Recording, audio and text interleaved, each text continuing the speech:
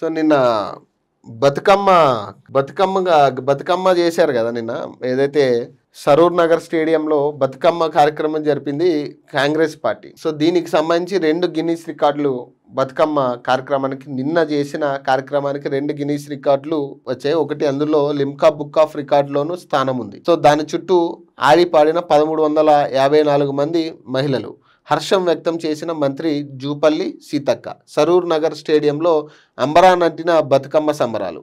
Mega Bathukamma ప్రత్యేకతలు. ఎత్తు 63.11 ఫీట్లు, వెడల్పు 36 ఫీట్లు, పొరలు 11, పూలు 10.7 టన్నులు, 9 రకాల పూలు వాడిరంట.